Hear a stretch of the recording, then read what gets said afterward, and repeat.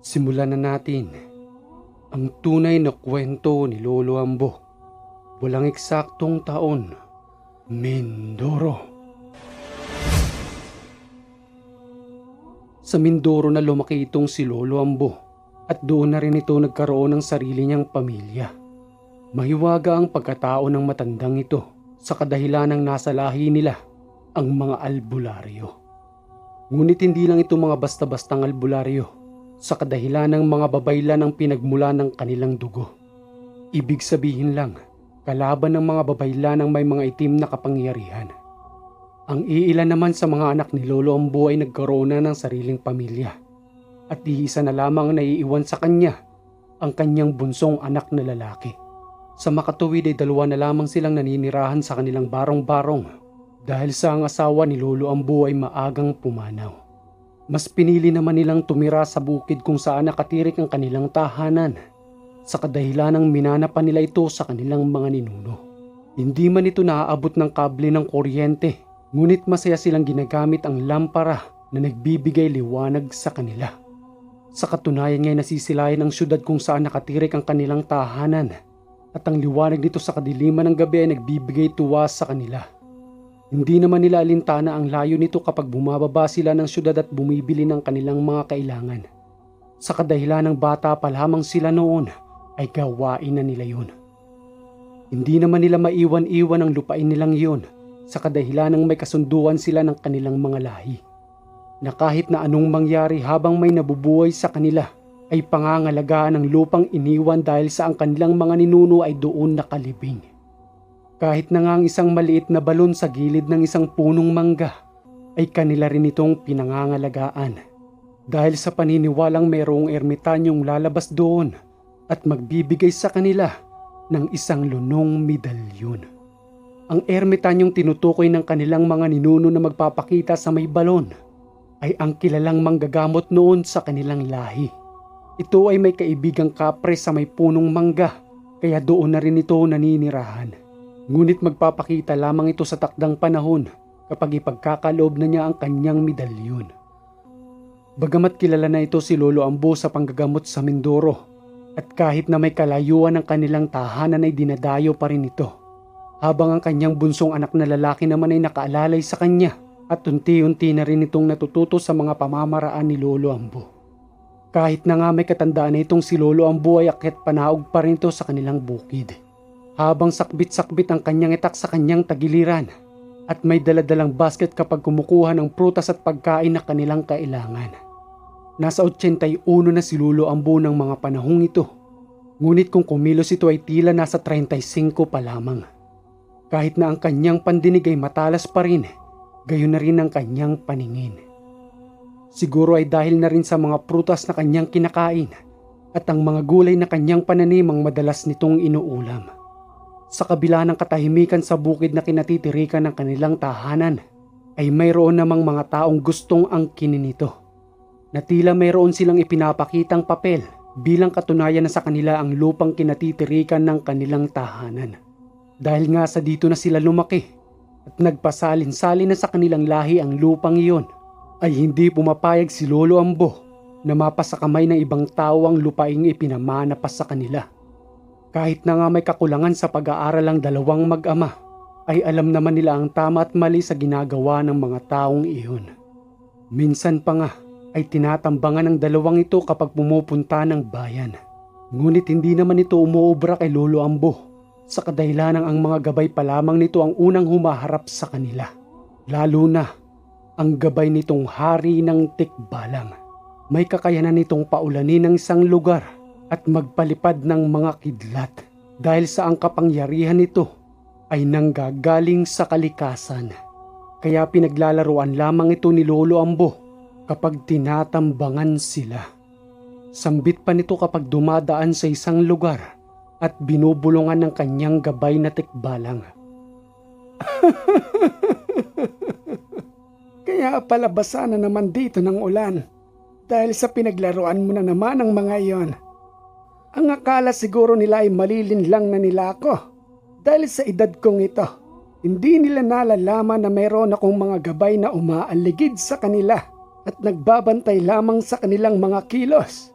At ako pa talaga ang gusto nilang pagnakawan ng lupa. Bilang manggagamot ay marami akong mga alaga. At ang mga gabay ko ang nagsusumbong sa akin sa kanilang mga maling ginagawa. Paparating pa lamang sila. Ay alam ko na ang kanilang mga layunin. Na angkinin ang lupang aking pag-aari. Na ipinamana pa sa akin ng aking mga ninuno. Hindi nila alam na ang karamihan sa mga naninirahan ditong elemento ay mga gabay pa ng aking mga ninuno. Lalo na ang ermitanyong naninirahan sa may punong mangga. Kung nasa saan ang isang maliit na balon na aming pinangangalagaan. Kaya wag na nilang subukin pa. Dahil sa mapapahamak lamang sila kung patuloy nila iyong gagawin. At baka sila'y tamaan ng rumaragasang kidlat na nanggagaling sa kalikasan. At yun pa ang ikamatay nila. Ama, gusto mo bang gamitan ko ng makakaliwang kakayanan upang hindi na makalakad ang mga yan at hindi na muling makasampa pa dito sa ating bukid? Kunting pagalang naman ng mga paa ay hindi na muling makakalakad ang mga yan. Sambit naman ang kanyang anak na bunsong si Eliseo na sa mga oras na yun ay kanyang kasama sa pagbaba ng bukid. Hindi na anak, alam kong kaya nating gawin iyon. Ngunit ayaw kong mabahira ng maling gawain ng ating kakayanan. Dahil lamang sa mga taong iyan, bahala na ang ating mga gabay sa kanila kung ano ang nararapat nilang gawin doon. Labis namang pinagbabawal ni Lolo Ambo ang paggamit ng makakaliwang kakayanan sa kadahilanang nanumpa sila sa kanilang mga ninuno na sa kabutihan lamang nila ito gagamitin. Agad naman nilang nilisan ng kapatagan matapos nilang mapamili ang lahat ng kanilang mga kailangan. At habang binabaktas ng dalawang mag-ama ang daan patungo sa kanilang tahanan, dahil nga sa medyo tagilid ito, ay may narinig silang rumaragasang malaking bato na patungo sa kanila. Nanggaling pa iyon sa kaitaasan ng kanilang masipat ay bumulong lang ng mga salita itong si Lolo Ambo hanggang sa nawala ang isang malaking bato. Sambit pa nito sa kanyang anak na ang batong kanilang nakita ay isang panlilinlang lamang sa kanila ng isang ligaw na itim na engkanto upang kanilang ikatakot at mahulog sa bangin na kanilang dinaraanan. Nang muli nga silang makarating sa kanilang tahanan, ay agad na isinaayos ang kanilang mga pinamili para sa kanilang isang linggong pagkain. Nasa 30 anyos na itong si Eliseo, ngunit hindi pa rin ito nag-aasawa sa kadahilanang mas pinili niyang maging ganun na lamang upang magabayan ang kanyang ama. Eliseo anak, ipagigib mo nga ako ng tubig. Wala na tayong natitirang tubig dito sa banga. Agad namang nag-igib ng tubig itong si Eliseo gamit ang 2 timba at isang lapad na kahoy na pangpagitan sa 2 timbang tubig na kanyang bubuhatin. Nang kanyang ang pagdating sa maliit na balon na nasa may punong mangga, ay nagwika ito ng, "Napakalinaw talaga ng tubig na ito kahit na mas matanda pa ito sa aking ama. Hanggang ngayon ay napapangalagaan pa rin dahil na rin sa naninirahan sa may punong manggang ito. At dahil nga sa linaw at linis nito, ay walang katumbas ang lasang manamis-namis na tubig." Hindi pa man natatapos na umigib ng tubig itong si Eliseo habang gumagamit ng isang tabong may lubid at may bahagyang pabigat na bato upang lumubog ang tabong kanyang ginagamit, ay may napansin itong tila umiikot sa may balon sa di kalaliman nito. Magbabandang 6:00 na ng mga oras na iyon ng hapon at nag-aagaw na ang dilim at liwanag. Nangakmang papalutang na ito at papalapit sa kanya, ay agad niya itong hinawakan. Ngunit hindi niya ito madampot-dampot sa kadahilanang dumudulas lamang ito sa kanyang mga palad.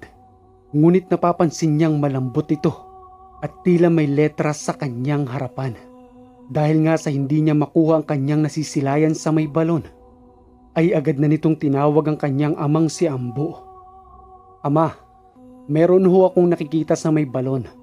Hindi ho kaya yun ang matagal na nating inihintay? Ang medalyon ng ating ninuno?" Sambit ni Eliseo sa kanyang ama. Nagmamadali namang bumalik ang 2 mag-ama sa balon upang masilayan ang sinasabi ni Eliseo. Sa kanilang ang pagbabalik roon ay nanduroon pa rin ang medalyon at nananatili itong umiikot. Maya-maya ay bahagyang inilubog ni Ambo ang kanyang kamay sa tubig upang damputin ang sinasabing medalyon. Ngunit kung ano ang karanasan na nangyari kay Eliseo ay ganun din ang naranasan ni Ambo.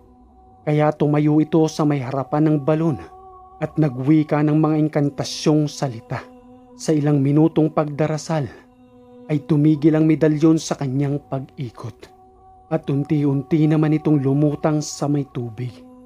Dahan-dahan naman iyong kinuha ni Ambo gamit ang kanyang dalawang palad habang patuloy pa ring bumubulong ng mga salita at iniihip sa medalyon. Laking tuwa naman ang dalawa nang makuha nila iyon. At habang dinadama ni Ambo ang kanyang hawak-hawak na medalyon, ito ay napakalambot na hindi tulad ng kanyang mga tangan-tangan na yari pa sa metal o tanso. Kakaiba ang medalyong iyon na noon lamang nila nasilayan. Maya-maya pa nang sila'y papaalis na sa balon, ay may biglang nagsalita sa kanilang harapan upang pangalagaan ng medalyon. Wika pa nito sa dalawang mag-ama. Dahil sa kayo na nangangalaga sa medalyon, ay huwag ninyong kalilimutang lagyan ng tubig na nanggagaling dito sa balon upang mapanatili ang pagiging luno ng medalyong yan. Dahil sa nanggagaling ang tunay na kakayanan nito sa kanyang orihinal na anyo.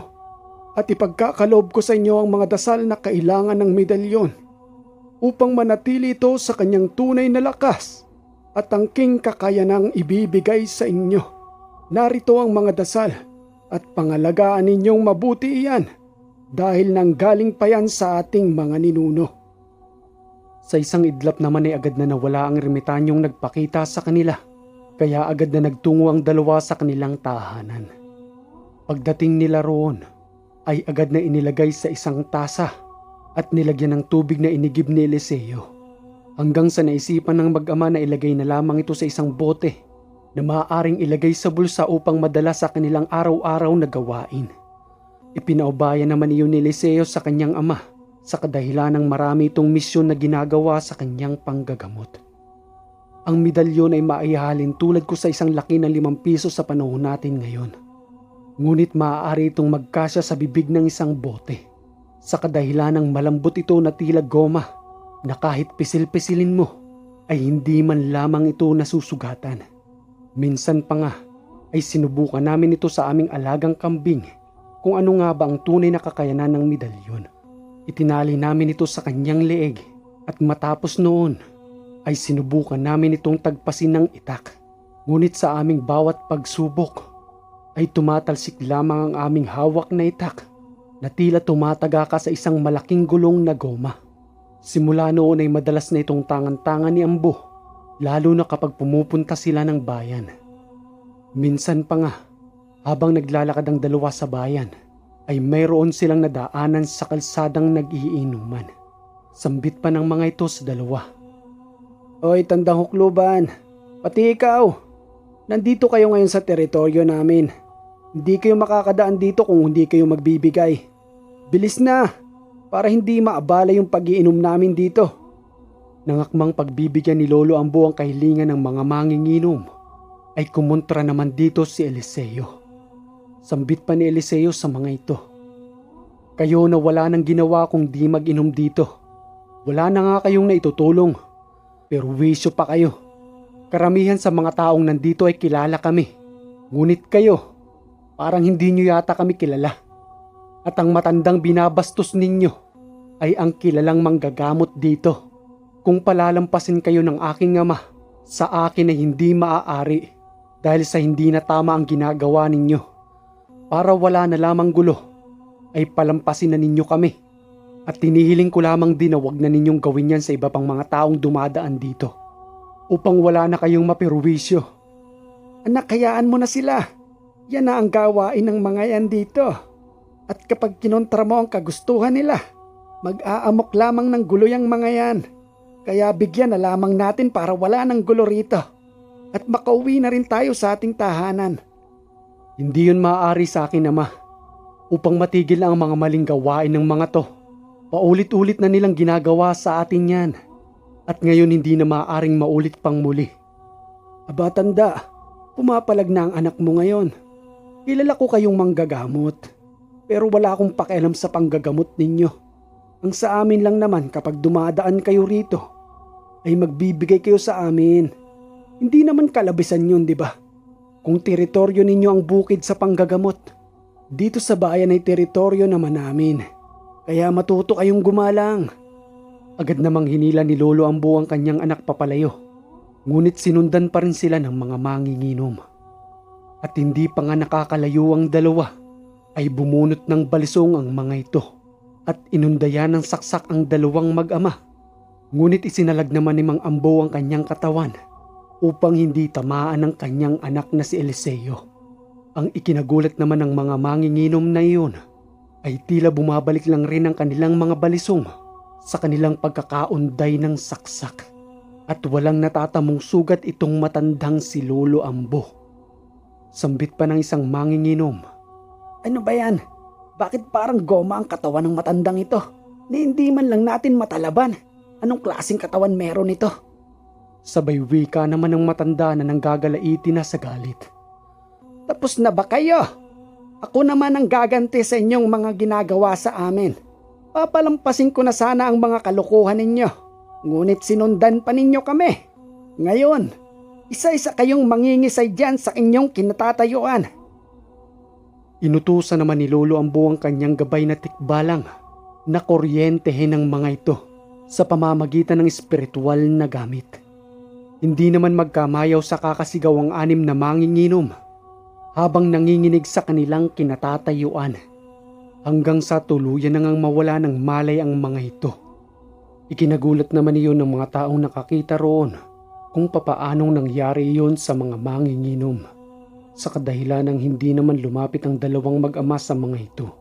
Imbis naman na magalit ang mga taong nakakakita sa mga nangyari, ay ikinatuwa pa nila ito sa kadahilan ng perwisyo nga ang mga taong iyon sa kanilang daan hanggang sa may dumating na otoridad upang dakipin ang mga lasinggerong iyon. Dahil sa ginawa ng mga ito sa mag-ama, agad namang nagpasya ang dalawang mag-ama na bumalik ng muli sa bukid. Habang binabaktas naman ng dalawa ang daan papunta sa kanilang tahanan, ay nagwika naman itong matandang si Ambo. Akala siguro nila ay magiging ganon na lamang kadali ang mga gusto nilang mangyari. Mantakin mong pinagtangkaan pa ang buhay natin dahil lamang sa pang-inom nila. Ganoon na ba kababaw ang kanilang pag-iisip? Ni tayo nga na walang pinag-aralan ay alam natin ang tama at mali. Hay nako, ang tao nga naman. Binigyan naman sila ng 2 paa at 2 kamay upang gamitin sa paghahanap buhay. Ngunit mukhang sinasayang lamang nila ang ipinagkaloob sa kanila ng nasa itaas. Marami nga dyan na walang paa at walang kamay, ngunit nananatiling naghahanap buhay upang lumaban ng patas dito sa mundo. Ayan tuloy ang napala nila dahil sa nanggigil ang aking gabay na tikbalang ay napalakas yata ang bultahing na ilapat sa kanila. Ngunit hindi naman nila ikakamatay iyon. Panandalian lamang silang maiidlip at maya-maya lang ay muli na silang may ulirat. Dapat lang ho sa kanila yun, Ama, dahil sa mali nila ginagamit ang kanilang mga lakas upang manggulang pa sa mga taong dumadaan doon. Maging leksyon na sa kanila yun upang hindi na nila muling ulitin pa. Sa pagpapatuloy naman ng pag-uusap ng dalawang mag-ama, habang naglalakad at binabaktas ang daan papunta sa kanilang tahanan, ay may nasipat silang mga taong armado at may mga dala itong baril na tila nga sila ang punteriya. Ibang mga tao na ito sa mga nagpunta sa kanila noon na nangangahas ngang kunin ang kanilang lupa. Ngunit sa kanilang tansya ay mga rebelding naligaw lamang sa kanilang lugar. Hanggang sa patuloy namang paglalakad ng mga ito ay sinundan lamang ito ng mag-ama. Ngunit nang pagdating na sa kanilang tahanan ay nagsasalita na ang mga ito at kumakatok sa kanilang pintuan, habang ang dalawa naman ay nakamasid lamang sa may masukal na damuhan. Wika pa ng mga tulisan. Tao po, baka ho may pagkain kayo dito o kahit tubig man lamang na may iinom dahil sa nauuhaw na ang aking mga kasama. May tao po ba dyan sa loob? Makikikain lang ho kami o kaya makikinom ng tubig kung maaari man lamang sa inyo. Bulong naman ng mag-ama habang nag-uusap sa may damuhan. Eliseo anak, dito ka lamang at pupuntahan ko ang mga rebeldeng yan. Baka nagugutom lamang at ipaghahain natin ng pagkain. Wag na ho ama, aalis din naman ang mga yan. Naligaw lamang ang mga yan dito. Baka kung ano pang gawin sa iyo niyan. Dito natin masusubukan ang kakayanan ng medalyong ipinagkaloob sa atin ng ermitanyo. Kaya wag kang mag-alala. Kanina lamang naman ay nasubukan na natin sa pamamagitan ng mga manginginom na iyon. At ngayon naman ay dito sa mga rebeldeng ito. Agad nang tumayo ang matanda at lumapit sa mga rebelde. At nagwika ito ng, Magandang hapon sa inyo. Ako ang nagmamay-ari ng tahanang iyan. Ano ba ang aking may tutulong sa inyong paglalakbay? At nagawi kayo rito sa aking bukid. Magandang hapon din ho sa inyo amang. Kung maaari lang ho sana ay makikikain kami. Dahil sa kinapos na ho kami ng pagkain sa paglalakbay. Kahit na mga kamuting kahoy ay maaari na ho sa amin. Sige at maghintay lamang kayo rito sa labas. At ipagluluto ko kayo ng kahit kamuting kahoy na meron ako dito. Saglit lamang at kukunan ko rin kayo ng tubig. Pamatid uhaw sa inyong paglalakbay. Agad na ngang pinagluto ng matanda ang mga ito. Habang si Eliseo ay hindi pa rin umaalis sa kanyang pinagkukublihan. Maya-maya pa ay inihain na nga ng matanda ang mga kamuting kahoy at kumain ang mga rebelde. Matapos ngang kumain ng mga ito, ay pinagtangkaan namang kunin ang kanilang mga alagang kambing, gayon na rin ang kanilang mga manok. Dahil doon ay sinita na sila ng matanda at nagtaas na ito ng boses. Wika pa ni Lolo Ambo sa mga ito. Tinanggap ko kayo ng walang pag-aalinlangan dito sa aking tahanan. At ipinaghain pa ng pagkain. Ngunit kalabisan na yung gagawin ninyo. Ngayon pa lamang ay binabalaan ko na kayo. Kung itutuloy ninyo ang pagkuha sa aming mga alaga, ay mapipilitan na akong lumaban sa inyong lahat. Pinagtawanan lang naman ng mga ito si Lolo Ambo. Sa kadahilan ng nakikita nilang ano pa ang magagawa ng isang matanda sa kanila. Habang sila naman ay 14 na rebelding magkakasama. Amang wag ka nang pumalag. Itong mga kambing lang naman ang kailangan namin pati ang manok. At yung mga maiiwan ay sa inyo pa rin naman. Kesa mapahamak ka pa at nag-iisa ka lamang rito sa bukid. Oo, nakikita ninyong nag-iisa lamang ako rito. Ngunit marami akong kasama na hindi ninyo nakikita. Kaya kung ako sa inyo, ay umalis na kayo dito sa aming tahanan at muli na kayong maglakbay. Binaliwala lang naman ng mga rebelde ang mga sinabi ni Lolo Ambo at patuloy na hinila ang kanilang mga kambing at kinuha pa rin ang kanilang mga manok. Maya-maya pa ay hindi na nga nakatiis itong si Eliseo at pinagsisigawan na ang mga rebelde. Sambit naman ni Lolo Ambo sa kanyang anak habang nanggagalaiti sa galit itong si Eliseo sa mga rebeldeng hinihila ang kanilang mga kambing. Anak Eliseo! Bakit lumabas ka pa riyan? Halika at dito ka sa likod ko. Mapapahamak ka sa ginagawa mong yan. Tinutukan nga ng mga baril itong si Eliseo sa paglabas nito sa kanyang pinagkukublihan. Agad namang naglakad si Eliseo papunta roon sa likod ng kanyang ama habang nakatutok pa rin ang mga baril ng mga rebelde. Hindi pa man lubusang nakakalayo ang mga ito. Walang ano-ano'y pinaputukan ng dalawang mag-ama at niratrat ang mga ito. Habang si Eliseo naman ay nananatiling nakatayo sa likod ng kanyang amang si Ambo at nagkukubli ito roon. Matapos nga silang paputukan ng mga rebelde, ay nananatili pa ring nakatayo itong si Lolo Ambo. Hindi naman nakaligtas ang kanilang tahanan sa tama ng mga bala, ngunit si Lolo Ambo at ang kanyang anak ay nananatiling nakatayo roon. At ni isang tama ng bala ay wala itong natamo. Habang ang mga rebelde ay nagtataka naman, sa kadahilan ng sigurado silang tumatama sa matanda ang mga balang kanilang binibitawan. Ngunit napapansin nilang gumagalaw ang kasuotan nito habang tumatama ang balang nang gagaling sa kanilang mga baril. Sambit pa ni Lolo Ambo sa mga ito. Hindi ko intensyon na manakit ng kapwa at binibigyan ko lamang kayo ng pagkakataon na umuna sa akin. Sa edad ko ba namang ito ay hindi pa ninyo ako ginalang? Kayo na rin ang may sabi. Ano pa ba ang magagawa ng isang matanda sa inyo? Ngunit pinaulanan pa rin ninyo kami ng bala. Ngayon ay hintayin ninyo ang aming gante at ipapakain ko na rin kayo sa aking mga alaga. Matapos ngang magsalita itong si Lolo Ambo, ay biglang mayroong malakas na presensya ang dumating at nagkaroon ng malalakas na kidlat na tumama sa mga rebeldeng iyon. Maya-maya naman ay mayroong dumating na mga sigbin at hinila ang mga ito upang gawin nilang pagkain. Ang mga sigbin naman na iyon ay alaga ni Lolo Ambo na ipinagkaloob pa sa kanya ng kanyang mga kamag-anak noon. Bilang kabayaran sa kanilang mga maling nagawa, ay ang sigbin na mismo ang bumawi sa kanilang buhay. Sa mga oras nga na yun, ay napatunayan ng magama kung gaano kagaling ang medalyong luno na ipinagkaloob sa kanila ng ermitanyo. Maraming salamat mga kahiwaga sa laging pakikinig.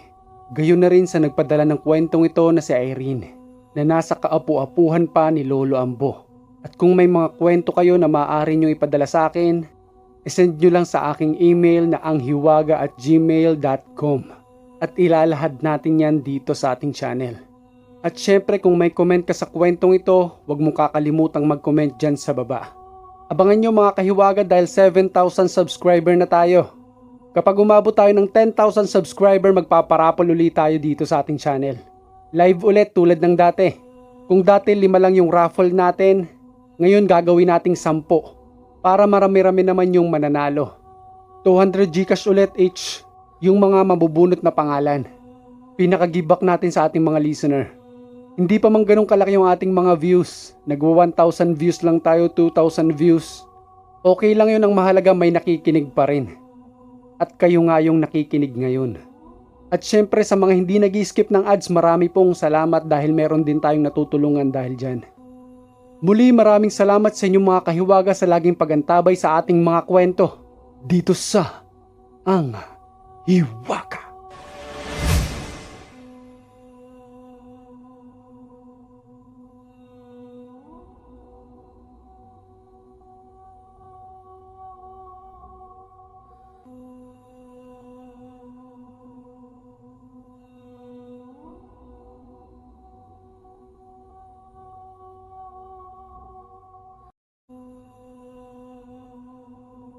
Simulan na natin.